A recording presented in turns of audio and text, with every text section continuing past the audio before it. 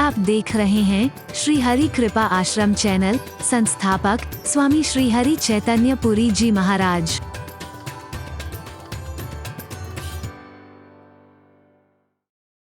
और जहां हमने कल विराम दिया था, आज फिर वहीं से प्रारंभ होते हैं। तब गणपति शिव सुमिर प्रभु,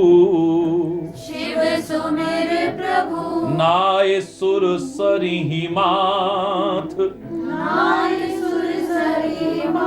सखा अनुज सिय सहित बन, सखा अनुज सिय सहित बन, गवन कीन रघुनाथ, गवन कीन रघुनाथ।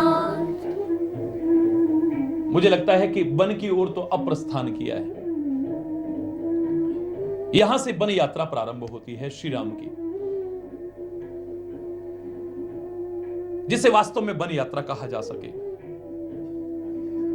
और जैसे ही वन यात्रा प्रारंभ की है, तो हमें सिखाने के लिए परमात्मा किसका स्मरण करेंगे। उनका तो नाम ही मंगलकारी है, सारे अमंगलों का नाश करने वाला है, विघ्न बाधाओं का नाश करने वाला है। उन्हें क्या आवश्यकता है, लेकिन मानव रूप में है।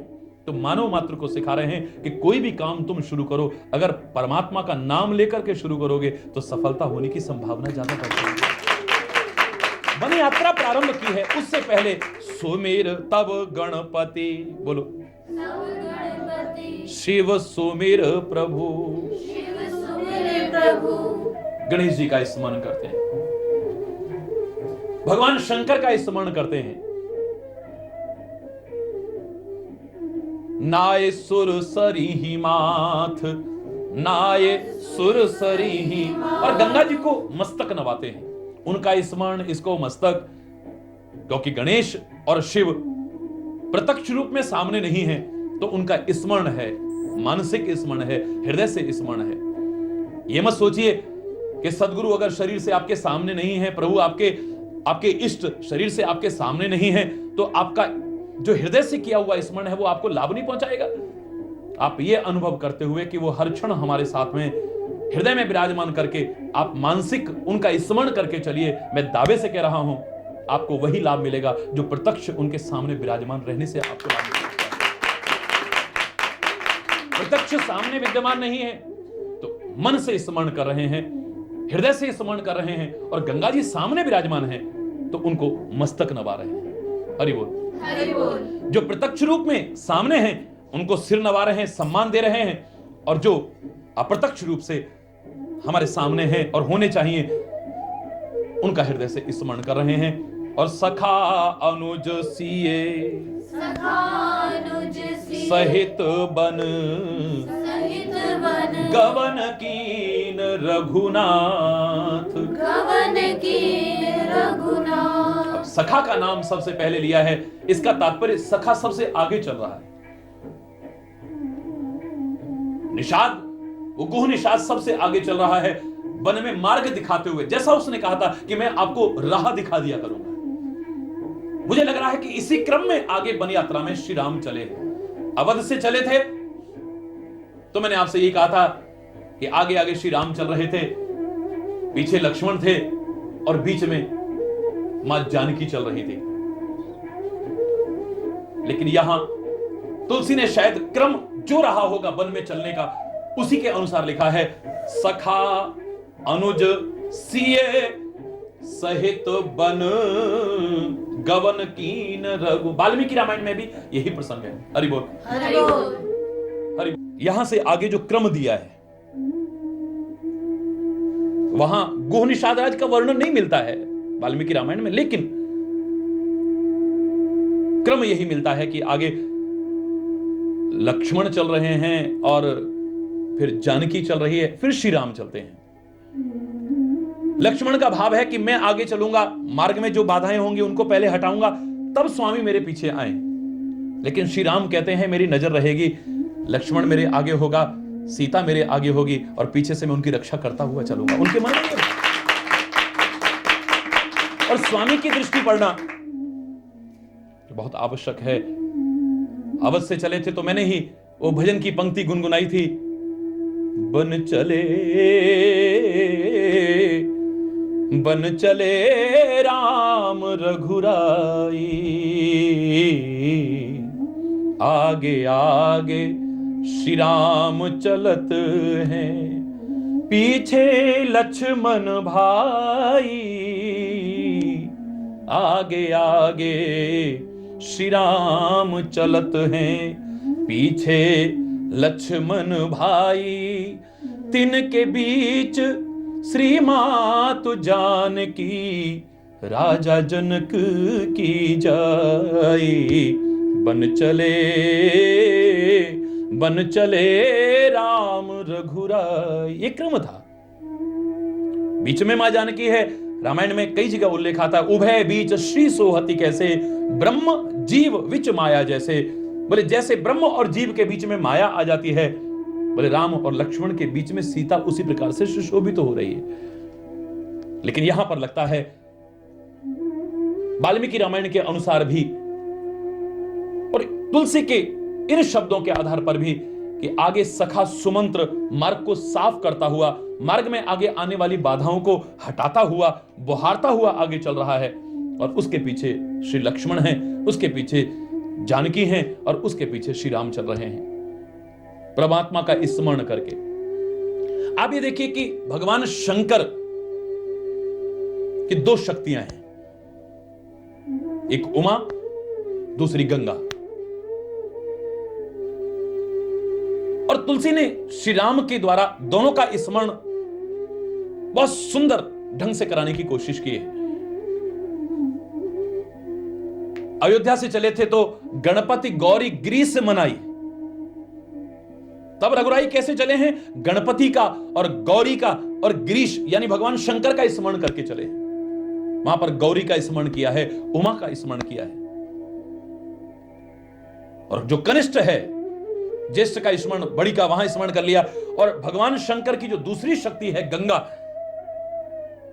यहां पर क्योंकि साक्षात विराजमान है तो दूसरी का स्मरण यहां किया है।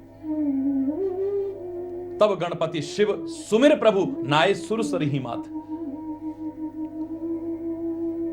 शक्ति का विस्मरण एक क्षण के नहीं हो, शक्ति और शक्तिमान दोनों का स्मरण आवश्यक है। और उनके स्मरण की पूर्णता किसमें है कि अपनी शक्ति को भी व्यर्थ में हम नष्ट न होने दें। शक्ति की उपासना करके चले हम जीवन में।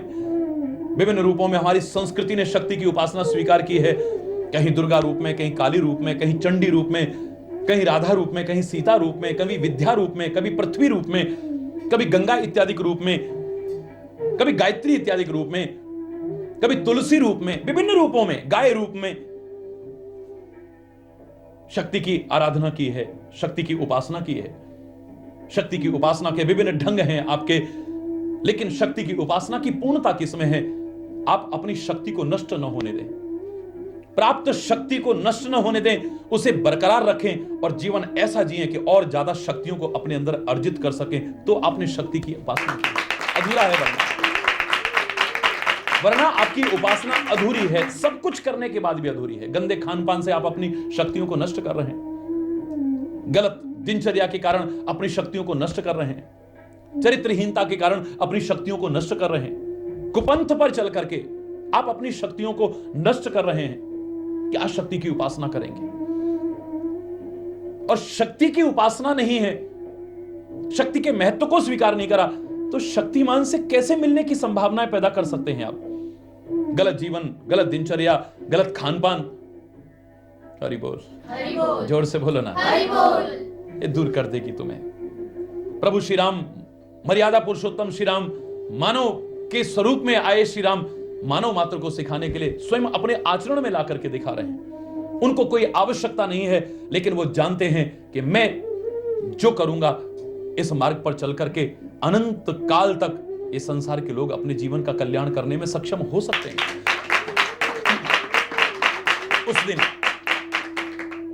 उस दिन वृक्ष के नीचे ही निवास किया है।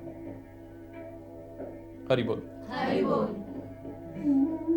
आज तापस के वेश में, मुनि के वेश में, संत के वेश में व्यक्ति समयानुकूल अपने आप को ढालने की कोशिश न करे, और किन्हीं परिस्थितियों और वातावरण का ही विशेष गुलाम बन करके रह जाए, तो कितनी बड़ी शर्म की बात है। मेरे परमात्मा स्वयं उस वेश में आकर के आपको मर्यादा सिखा रहे हैं। एसी के बिना हम नहीं रह सकते हैं, ये कोई घर है जहां पर हम रहेंगे।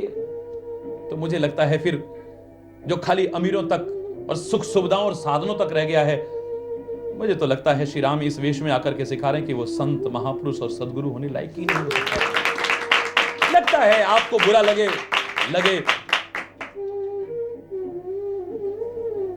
ये चरित्र बता रहा है, स्पष्ट रूप में बता रहा है।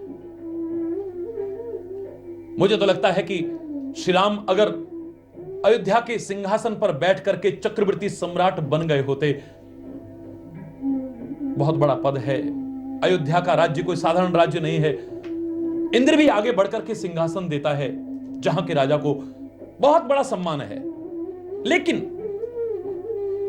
यह वन यात्रा अगर न होती, वो सादगी परिपूर्ण जीवन न होता, अपने कर्मों के कारण नहीं लेकिन लोगों के कष्ट दूर करने के लिए श्री राम ने अगर कष्ट उठा करके तपस्या न की होती, वो अयोध्या के सिंहासन पर बैठ करके राजा चाहे बन गया होता, लेकिन लोगों के हृदय का सम्राट कभी बन नहीं सकता था वो। आज जो लोगों के हृदय का सम्राट बना है, संत जो हृदय का सम्राट बनता है, सदगुरु जो हृदय का सम्राट बनता है, कोई ताज, कोई सिंहासन, कोई तख्त नहीं होता है, लेकिन फिर भी बेताज बादशाह है वो बादशाह चाहे सिंहासन पर बैठ करके हुक्म चला करके राज्य चाहे कर ले, लेकिन लोगों के दिलों में हरि बोल वो जगह नहीं बना पाता है। जो बिना सिंहासन के संत बना लेता है, सदगुरु बना लेता है, महापुरुष बना लेते हैं, अच्छा जीवन जीने वाले बना लेते हैं। मेरे परमात्मा के अवतारों ने जो बनाया है, मेरे प्रभु ने जो बनाया है। कई बार अगर लौकिक जीवन में हम देखें, क्योंकि मानव के रूप में हम देखते हैं, तभी तो हमारे मन में शंकाएं आती हैं। अधिकांशतः हम प्रभु की लीलाओं को देख करके कई बार भूल जाते हैं कि ये परमात्मा है। वरना लोग शंका करते, बाली को छुपके क्यों मार दिया, गर्भवती सीता जंगलों में भटकने को काहे को छोड़ दी। हरि बोल। गर्भवती सीता, एक शत्रु भी ऐसी स्थिति में नारी को अपने घर से बाहर नहीं निकालेगा, लेकिन जंगलों में भटकने को छोड़ दिया, वो भी एक धोबी के कहने मात्र पर। शंभू का वध कर दिया, जो तपस्या के मात्र इसलिए कि शूद्र है। विभिन्न प्रकार की तुम शंकाएं जो करते हो, इसलिए करते हो क्योंकि तुम भूल जाते हो कि वो परमात्मा। इतना कुशल अभिनेता है वो, इतना कुशल अभिनेता है, परमात्मा होते हुए मानव का अभिनय कर रहा है। तो मानव के अभिनय में इतना खो जाते हैं कि अच्छों की बुद्धि भ्रमित हो जाए, उसे मात्र मानव ही मानने लग जाते हैं। अगर मानव के रूप में आप स्वीकार कर रहे हो तो उस धरातल पर सोचिए कितने कष्ट उठाए होंगे उसने, और अपने कर्मों से नहीं, हम अपने कर्मों से कष्ट उठाते हैं। इस समाज को कैसे सुख मिल जाए, मानवता को कैसे सुख मिल जाए, पीड़ित समाज को कैसे सुख मिल जाए। 14 वर्ष तक इतना कष्ट उठाना, हरि बोल, हरि बोल। मैं तो कल्पना करके ही दिल भर आता है। जिन्होंने उस रूप में श्री राम को देखा होगा, मैं जानता हूं, आज मैंने एक बार कहा था कि प्यार की कोई परिभाषा नहीं दे सकता है संसार में।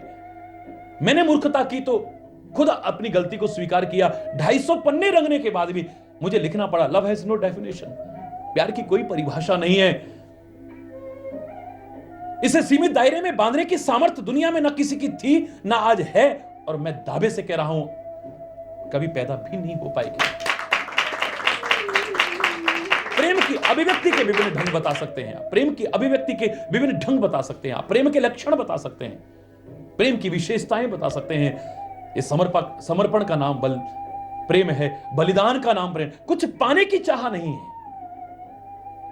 जिससे हम प्यार कर रहे हैं उसे सुख मिल जाए, बदले में चाहे सारा सुख मुझे, दुख उनके सुख और मेरे भी सुख उन्हें मिल जाए, बदले में चाहे सारा दुख मुझे मिल जाए। उसके सुख में ही मेरा सुख है, उसके दुख में मेरा दुख है। चाहे वो प्यार किसी से भी क्यों ना हो। वतन आजाद हो जाए, बदले में चाहे काले पानी की सजा हो जाए, कोड़े पड़ जाए, यातना दी जाए, फांसी की सजा हो जाए, मेरे को या जिनको मेरा कहते हैं उनको कितना भी सताया जाए, मुझे कोई परवाह नहीं है। यह है प्यार। परमात्मा के प्रति प्यार है, संतों गुरुओं के प्रति प्यार, वहां पर भाव है कि मुझे चाहे सारा कष्ट मिल जाए, लेकिन जिससे मैं प्यार करता हूं उससे सुख मिल जाए। उसके सारे दुख भी अगर मुझ पर आ जाएं, सांसारिक में संबंधों में आपको प्यार का भ्रम सा होता है, तो भी आप देखते हैं जहां थोड़ा ज्यादा लगाव होने लगता है, ममत्व बुद्धि आती है, आप बलैयां लेते हैं। उसकी बलैयां मतलब उसकी बलाएं भी आप नहीं ले सकते ना, आ जाती हैं आपके पास, लेकिन बलैयां लेने का तात्पर्य उसकी बलाएं भी मेरे ऊपर आ जाएं, उसके कष्ट भी मेरे ऊपर आ जाएं। आरती उतारने का भाव भी यही था। आरती माने कष्ट, इसकी आरती उतर जाए, इसके कष्ट उतर जाए, क्योंकि हम इससे प्यार करते हैं। और यहां पर आध्यात्मिक क्षेत्र में जब प्यार की चरम सीमा आगे बढ़ती है, तो हम खाली आरती उतारते नहीं हैं, आरती लेते भी हैं। इसके कष्ट भी मुझ पर आ जाए, इसकी आरती भी मुझ पर आ जाए।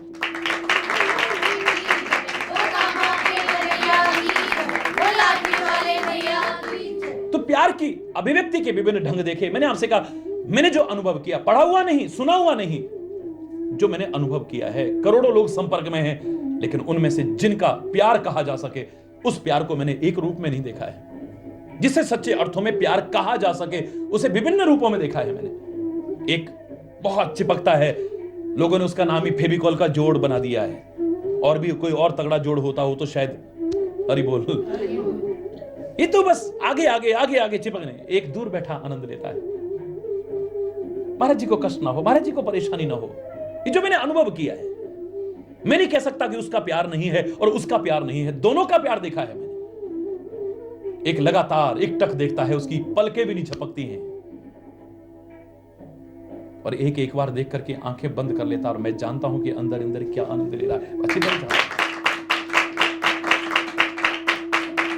एक मिलता है तो स्तुति करता है, भजन गाता है, भक्ति गीत गाता है, महिमा गाता है, आरतियां उतारता है, चरण पखारता है, माल्यार्पण करता है।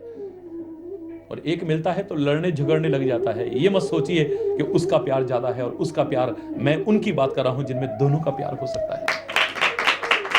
एक मिलता है लड़ता झगड़ता है, एक मिलता है स्तुति करता है, एक सुनते ही दौड़ पड़ता है, महाराज जी आए, महाराज जी आए, भाग पड़ता है, और एक उसके हाथ पैर फूल जाते हैं, महाराज जी आए, महाराज जी आए। वो चल भी नहीं पाता है बेचारा,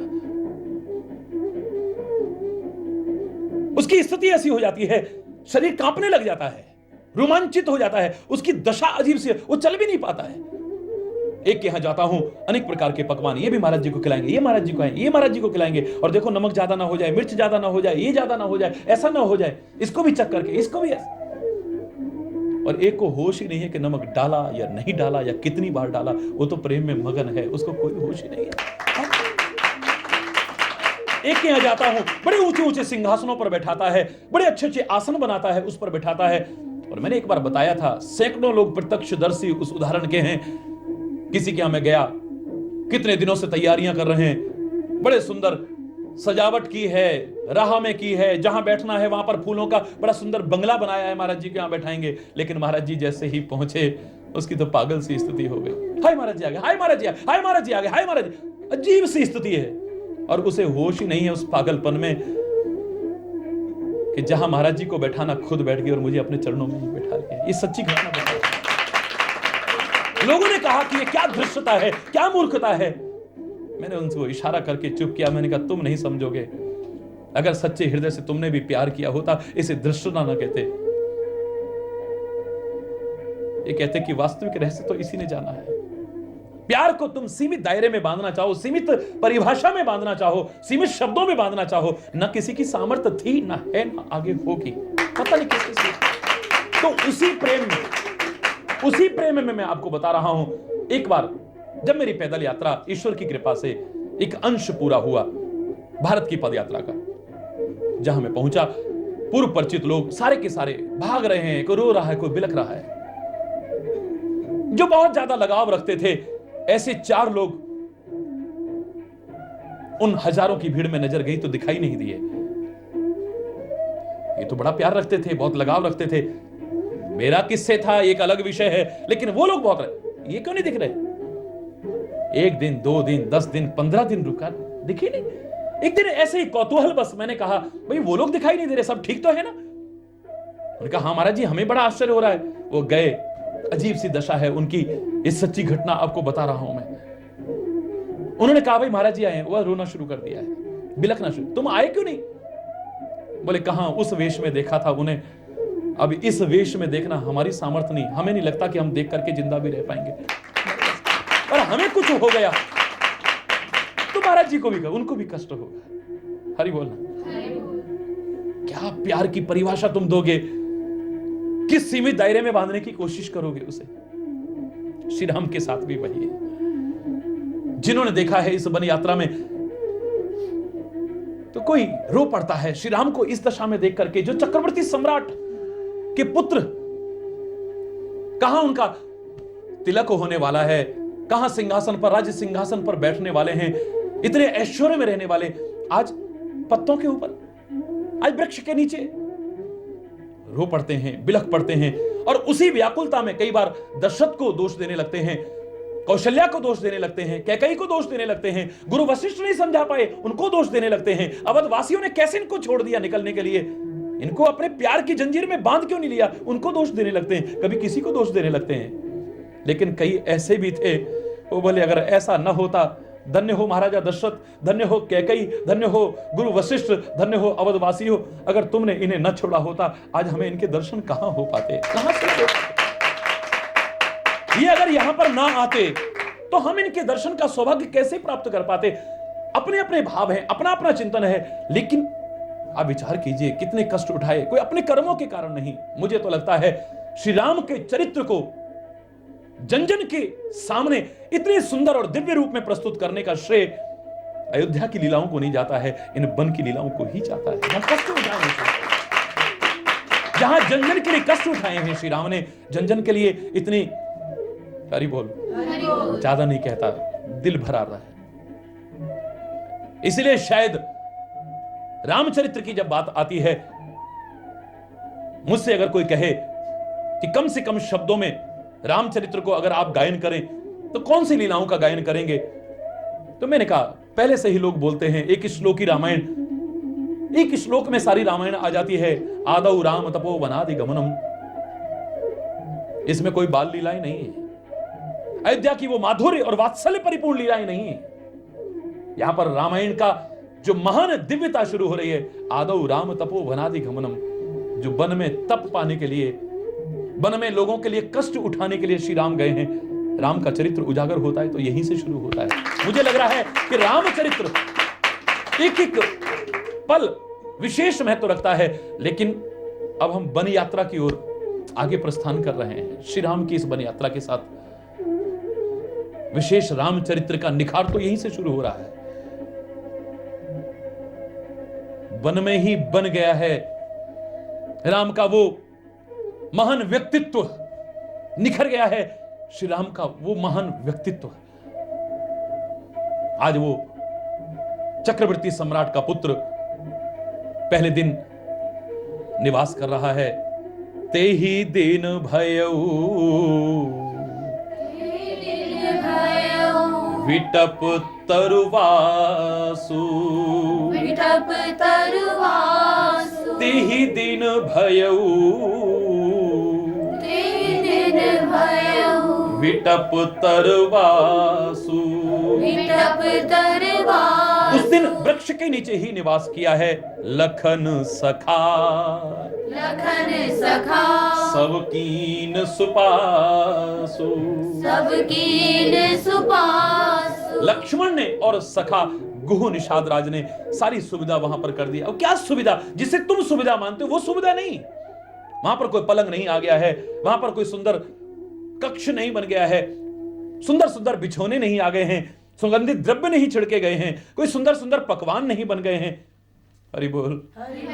जिसे तुम सुविधा मानते हो वो सुविधा नहीं है। सुविधा जिसे तुम समझते हो वो सुविधा नहीं है।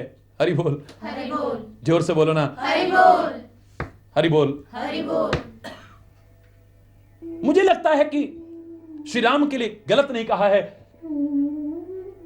ये ब्रह्म है, यद्यपि मानव लीला है लेकिन ब्रह्म है। और ब्रह्म की पहचान मैं तो इतनी ही कह सकता हूं कि आत्मा में और परमात्मा में कोई भेद नहीं, यह हरि चैतन्य भी कहता है। लेकिन फिर भी भेद न होते हुए भी भेद स्पष्ट नजर आता है। जीव में और परमात्मा में क्या भेद है? अगर हरि चैतन्य से कोई प्रश्न पूछे तो हरि चैतन्य यही कहेगा कि कोई भेद नहीं है, लेकिन फिर भी भेद है। अभिमान में मत आ जाना। ये तुमको समझाने के लिए कहा है कि किसी भी जीव को दुख न पहुंचाओ, क्योंकि ये भी सब परमात्मा के स्वरूप हैं। ये भाव लाने के लिए कहा गया है कि आत्मा है सो परमात्मा है। किसी की भी आत्मा को दुख पहुंचाओगे तो परमात्मा को खुश नहीं कर पाओगे, उस परमात्मा को ही दुख पहुंचेगा। ये इसलिए कहा गया है। वरना अगर आप देखें, भेद न होते हुए भी कितना बड़ा भेद है। परमात्मा एक है और आत्मा, परमात्मा एक है और आत्मा अनेक है। जीव अनेक एक श्रीकंता, वो परमात्मा एक है और जीव यानी आत्माएं अनेक आत्माएं हैं।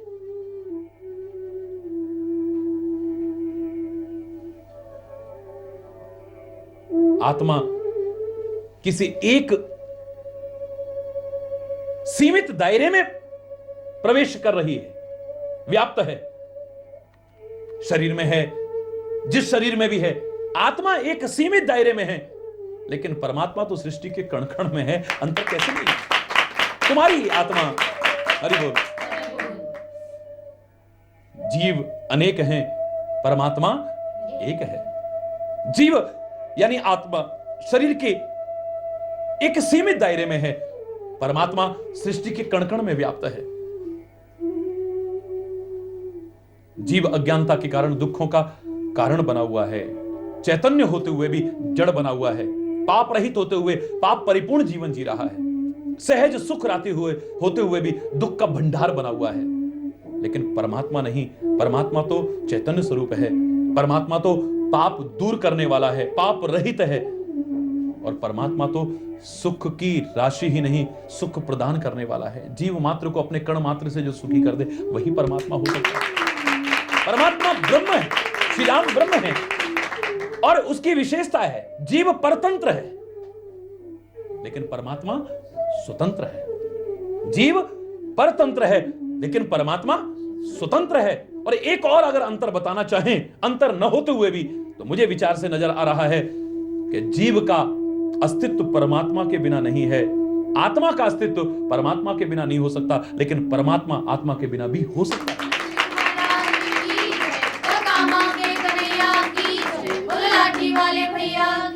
समुद्र का अस्तित्व समुद्र की लहरों के बिना हो सकता है, लेकिन लहरों का अस्तित्व कोई एग्जिस्टेंस नहीं है, उसकी सेल्फ एग्जिस्टेंस नहीं है, आश्रित है पूरी तरह से। तो परमात्मा को स्वतंत्र कहा गया है यहां पर स्पष्ट दृष्टिकोण। और ऐसा स्वतंत्र परमात्मा भी, ऐसा पराधीन नहीं, स्वाधीन परमात्मा भी अगर अधीन होता है तो प्यार के अधीन होता है, भक्ति के अधीन होता है, भक्तों के अधीन होता है।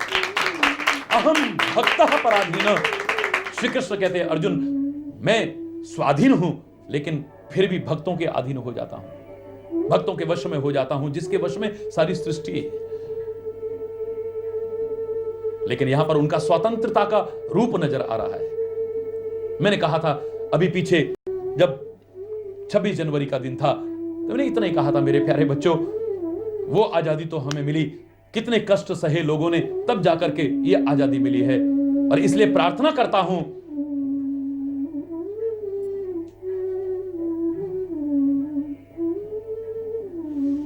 फिर से कहीं इसे गुलामी की जंजीरों में मत जकड़ना, वतन को फिर कहीं गिरवी न रख देना वतन वालों, वतन को फिर कहीं गिरवी न रख देना वतन वालों, कि ये कर्जे शहीदों ने मुश्किल से चुकाए हैं, बहुत मुश्किल से चुकाए।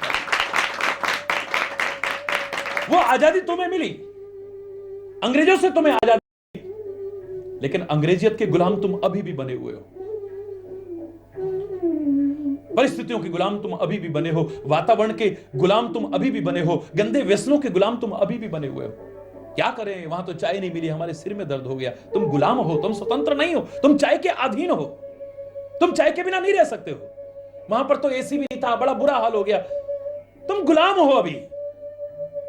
मैं तो दावे से कह रहा हूं, वो गुलामी से मुक्ति तुम्हें मिल चुकी है, आजादी मिल चुकी है, लेकिन और गुलामियों में जिनमें तुम जकड़े हो, उनसे भी तुम्हें स्वतंत्र विचार पूर्वक प्रभु की कृपा से होना पड़ेगा, वरना लेकिन मेरे श्री राम न परिस्थितियों के गुलाम हैं, न वातावरण विशेष के गुलाम हैं, न किन्हीं आदतों के गुलाम हैं, न किन्हीं व्यसनों के गुलाम हैं। ऐसा परमात्मा अगर गुलाम भी हुआ है तो मैं दावे से कह रहा हूं वो भक्तों के अधीन हो जाता है बस। वरना इतने सुख साम्राज्य में रहने वाला वृक्ष के नीचे पत्तों के और कुशा के आसन पर लेटे, और वो भी चेहरे पर मुस्कुराहट लिए हुए, ये परमात्मा ही हो सकते हैं।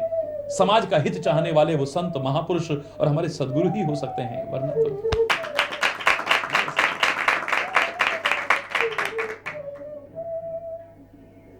जिनका एक ही भाव है, चाहे कष्ट हमें कितने मिल जाए पर लोगों को सुख मिल जाए। केवट ने कितनी सेवा की है, कितना सौभाग्य प्राप्त किया है। आज गुह निषाद राज को सौभाग्य मिल रहा है। मुझे तो लगता है श्री राम खाली रावण को मारने या तारने नहीं आए हैं, केवट का प्यार निभाने आए हैं, उसकी साधना पूरी करने आए हैं, गुह निषाद राज के अंदर आत्मविश्वास जगाने आए हैं, उसका सम्मान बढ़ाने आए हैं जो नीच समझा जाता था। शबरी के प्यार की वो साधना पूरी करने आए हैं, ऋषि मुनियों की कुटियाओं को पवित्र करने आए हैं, वनवासियों को जिन्हें कभी उनके दर्शन का सौभाग्य नहीं मिल सकता था उनको कृतकृत्य करने आए हैं, उन्हें धन्य धन्य करने आए हैं। अगर इनको निकाल दें तो मुझे नहीं लगता कि रामचरित्र की पूर्णता हो जाएगी। हरि बोल, जोर से बोलो। गुह निषाद राज ने कहा था कि 4 दिन मुझे सेवा का अवसर, यानी कुछ दिन के लिए सेवा का अवसर, रहना तो 14 वर्ष के लिए चाहता है साथ में, और 14 वर्ष क्या, वो तो हमेशा के लिए साथ रहना चाहता है। लेकिन रुख देख करके कि कहीं इतने के लिए भी मना ना कर दें, ऐसा ना हो कि आधी छोड़ पूरी को धावे, आधी मिले ना पूरी पावे। जितना मिल जाए कम से कम उतना तो उससे वंचित तो ना रहूं। 4 दिन अपनी सेवा का अवसर दो। और श्री राम ने चौथे दिन वापिस भी कर दिया है, अगर आप रामचरित्र को ध्यान से पढ़ें तो। आज पहला दिन गुह निषाद राज के साथ का, आज वृक्ष के नीचे ही निवास किया लक्ष्मण ने और सुमंत्र ने। समयानुकूल, परिस्थिति के अनुकूल, वातावरण के अनुकूल, देश काल परिस्थिति के अनुकूल जो व्यवस्था की है, श्री राम प्रसन्नता पूर्वक उसकी प्रशंसा कर रहे हैं। रात्रि निकल गई, ये आती हैं रात्रियां, फिर सुबह भी आती है। सुख की प्रभात आई है तो अकड़ मत जाना, कभी दुख की रात्रि भी आ सकती है। आए मैं नहीं कह रहा, हरि बोल। और अगर दुख की रात्रि आई है तो घबराना मत, सुख की सुबह फिर होने वाली है, हमेशा नहीं है। दुख आया है, घबराना मत, और प्रभु को भूल मत जाना, और सुख आया है तो भूल मत जाना। जीवन में आनंद ही आनंद है। सुख में भूलो नहीं, दुख में भूलो नहीं, सोते जगते कभी नाम भूलो नहीं। नाम धन का खजाना बढ़ाते चलो, कृष्ण गोविंद गोपाल गाते चलो, कृष्ण गोविंद गोपाल गाते चलो।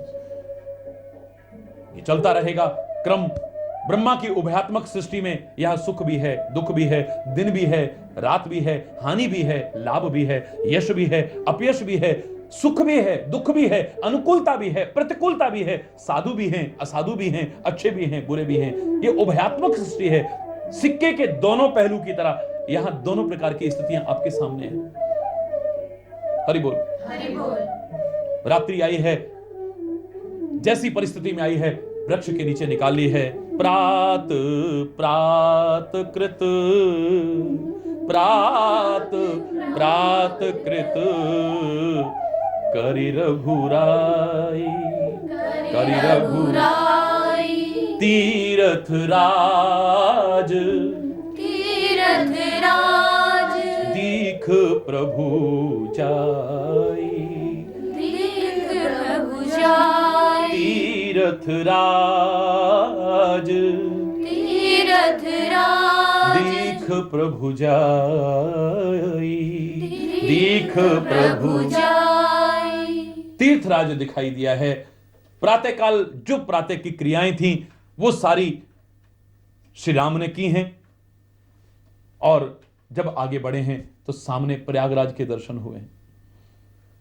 प्रयागराज हरि बोल, हरि बोल, हरि हरि बोल। हरि बोल। प्रयागराज आप इलाहाबाद में दर्शन करते हैं, जहां पर गंगा और यमुना का संगम होता है, दो पवित्र नदियों का संगम होता है, और अदृश्य रूप में सरस्वती का विराजमान होना वहां स्वीकार किया जाता है।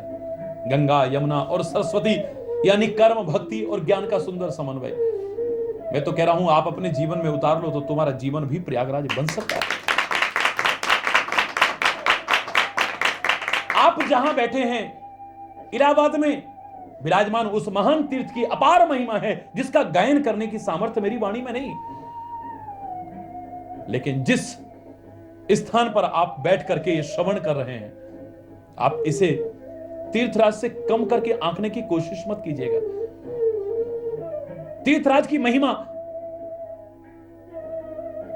यथा सामर्थ्य, यथा बुद्धि गाने की कोशिश करूंगा, लेकिन जिस तीर्थराज का सेवन आप सत्संग रूपी तीर्थराज का सेवन कर रहे हैं, ये उससे कम नहीं।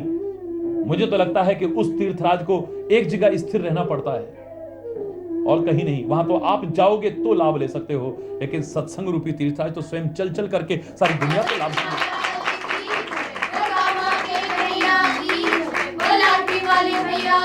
ये सत्संग रूपी तीर्थराज तो जन जन को आप्लावित करता चला जा रहा है। यहां तो ऐसा लगता है कि प्यासा कुएं के पास नहीं, कई बार कुआं प्यासे के पास जा जा करके उनकी प्यास बुझाने की कोशिश कर रहा है। वहां आप जाएंगे तो लाभ उठाएंगे, फिर स्नान किया, लाभ मिलेगा नहीं मिलेगा, मिलेगा तो कितना मिलेगा और कब मिलेगा कोई गारंटी नहीं। तीर्थ व्रत और दान करे, मन में धरे गुमान, नानक निहिफल जात है जो कुंचर स्नान। जैसे तीर्थ व्रत दान इत्यादि कर लिया आपने और अहंकार आ गया, हमने ऐसा किया, हमने ऐसा किया, तो जैसे हाथी का नहाया धोया बेकार हो जाता है, ऐसे अगर अहंकार तुम्हारे अंदर आ गया तो ये सारा किया कराया बेकार हो जाएगा। हरि बोल। श्री हरि का पावन हो नहीं सकता भव सागर से पार। माता च पिता त्वमेव, त्वमेव बन्धु च सखा त्वमेव, त्वमेव विद्या द्रविणं त्वमेव, त्वमेव सर्वं मम देव देव।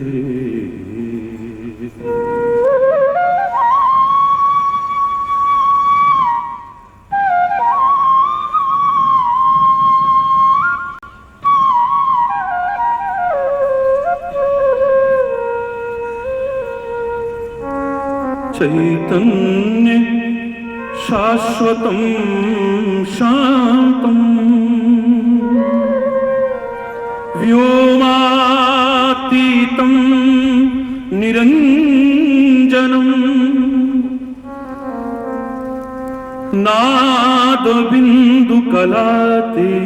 नादबिन्दुकलातीतं तस्मै श्री गुरुवे नमः।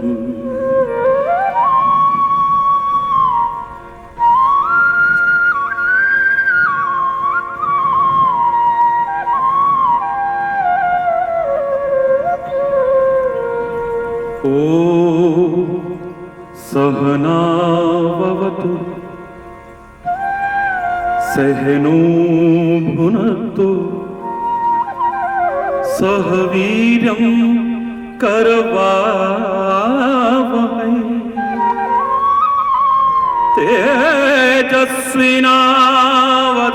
तेजस्विनावधीतमस्तु मा विद्विषावहै। ओ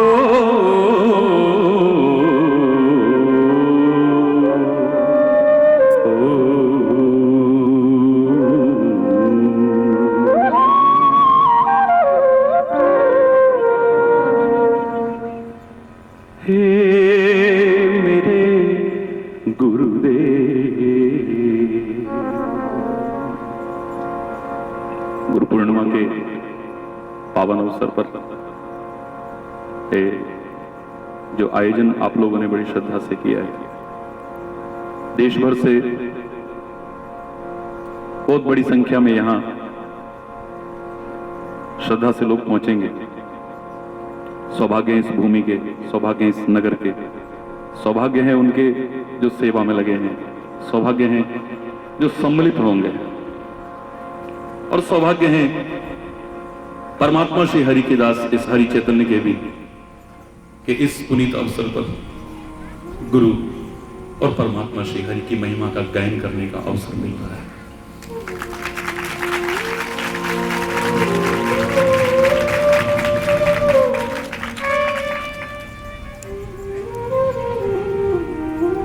श्रद्धा से मेरे साथ सभी लोग प्रार्थना करेंगे। हे मेरे गुरुदेव,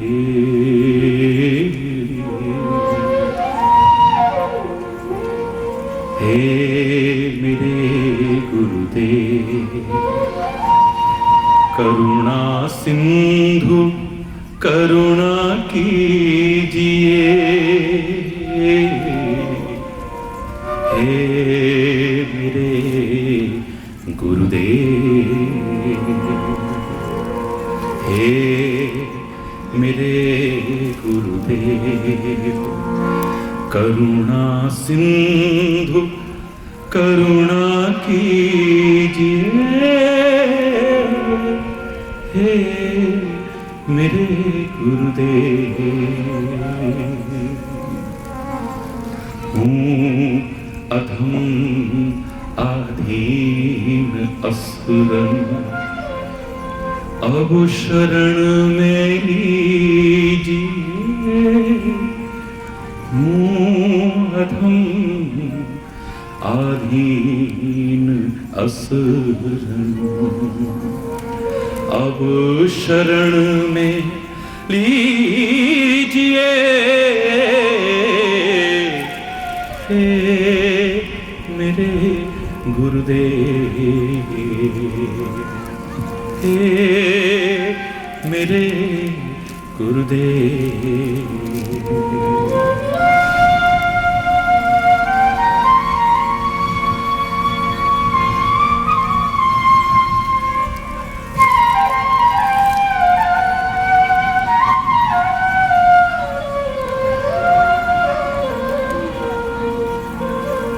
मुझ में है जप तप न साधन, और ना कुछ ज्ञान है। मुझ में है जप तप न साधन, और ना कुछ ज्ञान है। निर्लज्जता है एक बाकी, और बस अभिमान है। निर्लज्जता है एक बाकी, और बस अभिमान है। ओ हे मेरे गुरुदेव, हे मेरे गुरुदेव, करुणा सिंधु करुणा कीजिए, हे मेरे गुरुदेव, हे मेरे गुरुदेव।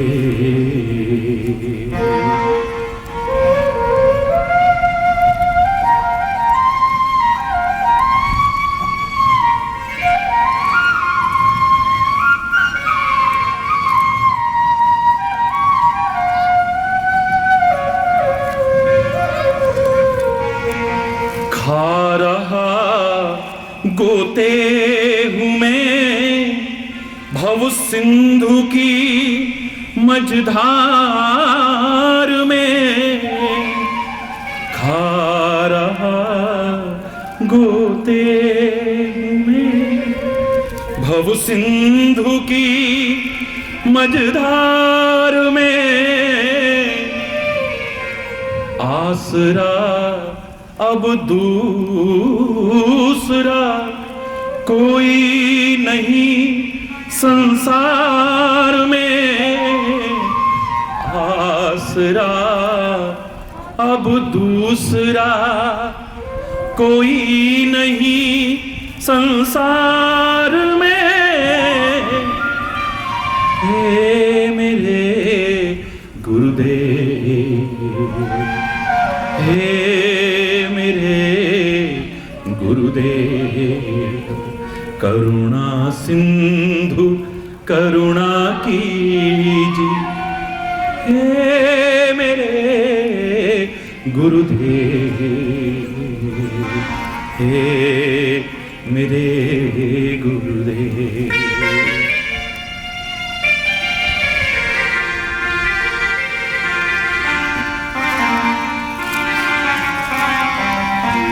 सब जगह मंजिल भटक कर ली शरण अब आपकी,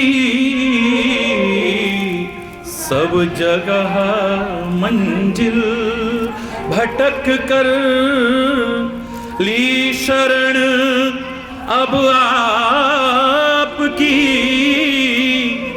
पार करना या न करना दोनों मर्जी आपकी, पार करना या न करना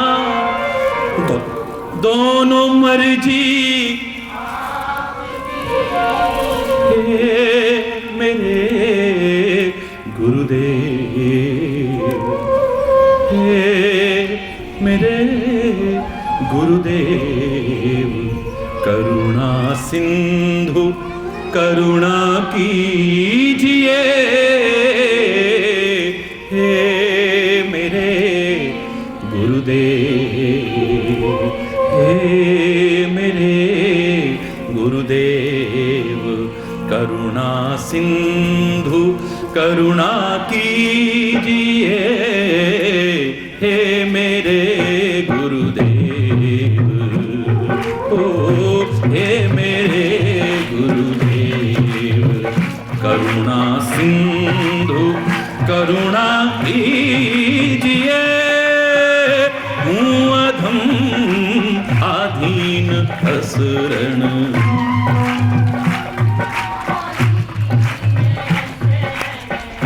अब शरण में लीजिए। हूँ अधम आधीन असरण, अब शरण में लीजिए। गुरुदेव करुणा सिंधु करुणा कीजिए। हे मेरे गुरुदेव, हे मेरे गुरुदेव, हे मेरे गुरुदेव।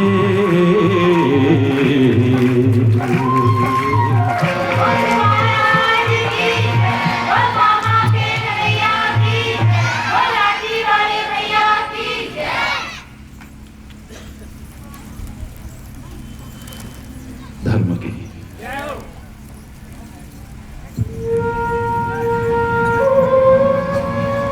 धर्म की अधर्म का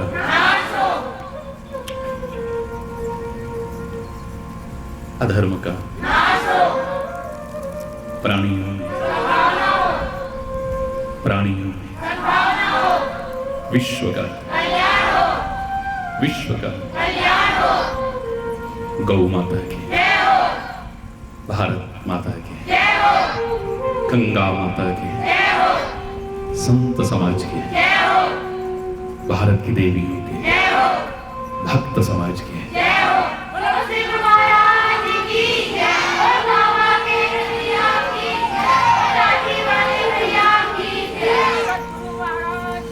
बोलो वृंदावन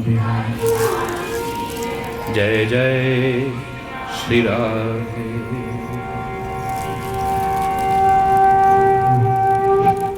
श्याम राम राम।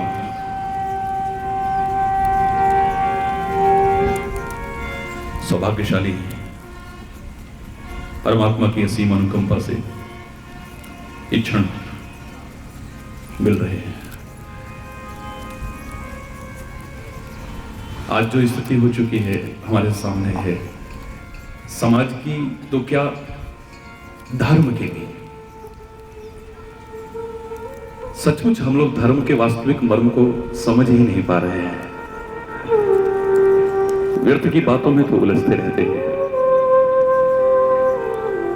और धर्म किस मंजिल तक कभी भटकते भटकते भटकते भटकते भी पहुंचने की संभावना ही खत्म कर बैठते हैं। हम लोग ऐसी स्थिति में जीते हैं कि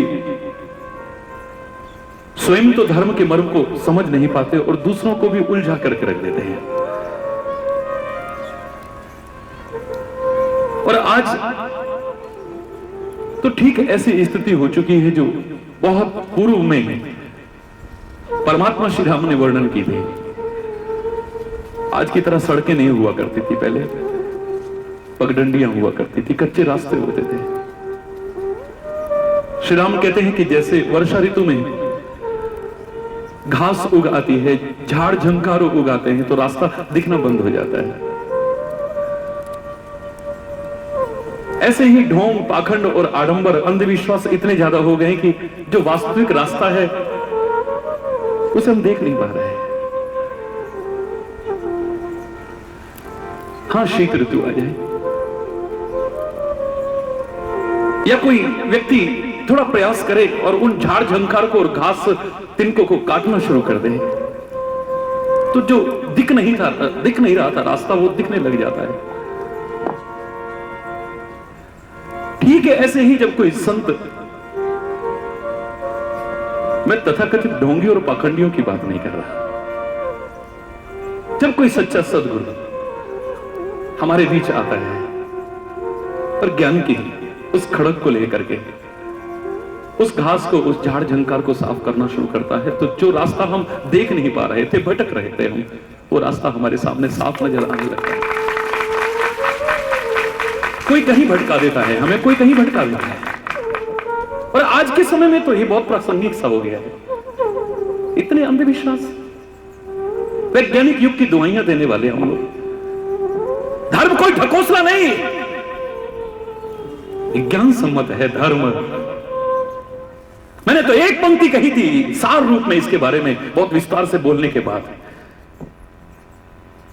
धर्म से विज्ञान को जब जब दूर किया गया है,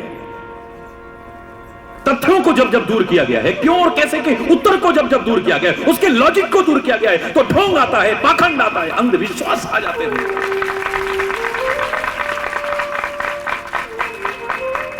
धर्म में जब तक विज्ञान है, बहुत सुंदर रास्ता दिखाएगा। धर्म से विज्ञान को दूर कर दिया, ढोंग और पाखंड और आडंबरों को, अंधविश्वासों को बढ़ावा मिल जाता है। ठीक ऐसे ही विज्ञान से भी जब जब धर्म दूर हुआ है, तो वो विज्ञान विकास का नहीं, विनाश का कारण बनता है। कभी आजमा के देखिए, वर्षों कितना कठोर परिश्रम किया, कितना समय, कितना साधन, कितना श्रम, कितना पैसा लगाया, परमाणु अस्त्र तैयार किए। हरि बोल, जोर से जरा और जोर से। परमाणु अस्त्र तैयार किए और करने वालों को ही अब चिंता हो गई कि कहीं इसका दुरुपयोग हो गया तो क्या होगा। परमात्मा ना करे कि कभी इनका दुरुपयोग हो गया, ना समझी में तो कभी इनका इस्तेमाल हो गया तो क्या होगा। विनाश ही विनाश होगा चारों ओर। ये विज्ञान जो विकास का कारण है, कभी भी नहीं विकास कर पाएगा, ये विकास नहीं कर पाएगा। चिंता व्याप्त हो गई है।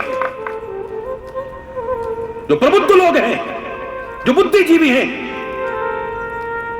जो मानवता का चिंतन रखते हैं, उनके हृदय में एक परेशानी का कारण बन गया है। क्या हो रहा है? और पीछे कुछ वर्ष पहले तो इतना पैसा लगाकर, इतना समय लगाकर, इतना श्रम लगाकर के जो परमाणु अस्त्र तैयार किए थे, इस विश्व की दो महाशक्तियों ने मिलकर के उन्हें नष्ट करने की कोशिश की थी। निरस्तीकरण की वार्ता आगे बढ़ाई। हरि बोल, जोर से बोलो। विज्ञान बुरी चीज नहीं है, ये आज ही नहीं है विज्ञान, वैज्ञानिक युग की आज दवाई मत दीजिए। हमारा विज्ञान तो इतिहास उठा के देखे बहुत विकसित है। हमने विज्ञान को नकारा कब है?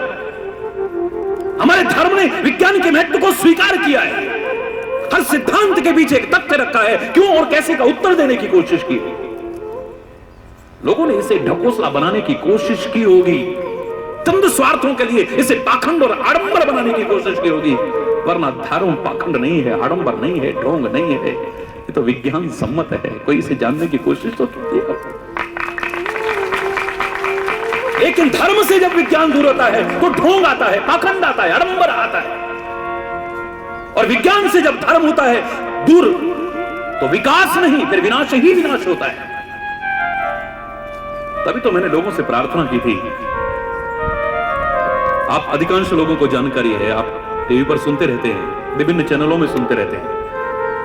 अभी बॉर्डर पर जब प्रवचन हुआ, और उस समय की बात बता रहा हूं जब चरम सीमा पर यह बात चल रही थी कि युद्ध होने की संभावनाएं पूरी हैं।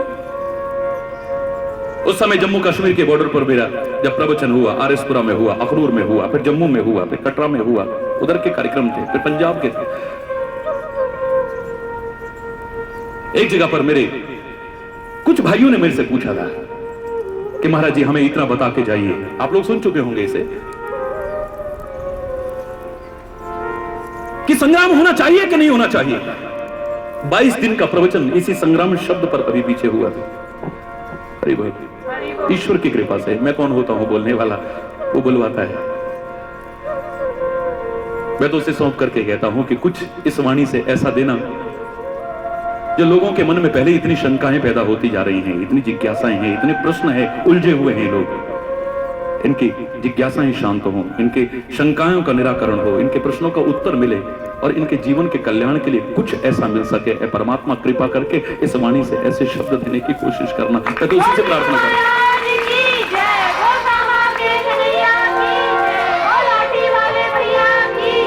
मैंने वहां पर इतना ही कहा था, मात्र 22 दिन के प्रवचन का जो प्रारंभ संग्राम शब्द से हुआ कि महाराज जी संग्राम होना चाहिए कि नहीं, मैंने इतना ही कहा था, मेरे प्यारे बच्चों, आपके माध्यम से मैं सारे विश्व को संदेश दे रहा हूं, और आप जानते हैं ये भी संदेश सारे विश्व में ही जाएगा। यहां जो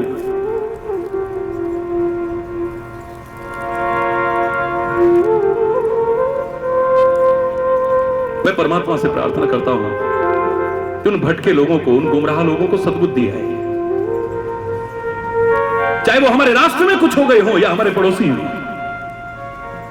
उन्हें सद्बुद्धि आए, वो मानवता के दर्द को पहचाने, हिंसा का तांडव बंद करें, वो रक्तपात बंद करें वो, और इस शर्त पर है परमात्मा वो संग्राम तो टल जाए, वो संग्राम तो टल जाए, क्योंकि संग्राम जब जब हुआ है रक्तपात हुआ है, निर्दोषों का रक्त बहा है, चीत्कार कर उठती है पृथ्वी, कराह उठती है मानवता, कितने अनाथ हो जाते हैं, कितनी विधवाएं हो जाती हैं, कितनों की मांग उजड़ जाती है, कितनों की गोदियां सूनी हो जाती है, कितनों की कलाइयां सूनी हो जाती है, रोते हैं, बिलखते हैं लोग। परमात्मा वो संग्राम तो न हो, बहुत झेल चुका है संसार, लेकिन इस कीमत पर कि उनको भी सद्बुद्धि आए, वो हमारे दर्द को पहचाने, हमारी पीड़ा को पहचाने, हमारे दुख को पहचाने वो। और ये जो नंगा तांडव मचा रखा है हिंसा का, निर्दोषों के रक्तपात का, इसे बंद करें और वो संग्राम के बादल टल जाएं। और ईश्वर की कृपा हुई, उसने जो इस वाणी से बुलवाने की कोशिश की आज आपके सामने है, उस समय जो स्थिति थी वो टल गई थी, वो संग्राम के बादल टले। तो मैंने कहा था वो संग्राम के बादल तो टल जाएं, लेकिन मेरे भाइयों अगर हरि चैतन्य से पूछते हो संग्राम होना चाहिए या नहीं होना चाहिए, तो मैं आपसे कहूंगा वो संग्राम तो नहीं, पर संग्राम जरूर होना चाहिए, मेरे भी होना चाहिए, आपके भी होना चाहिए, सबके होना चाहिए।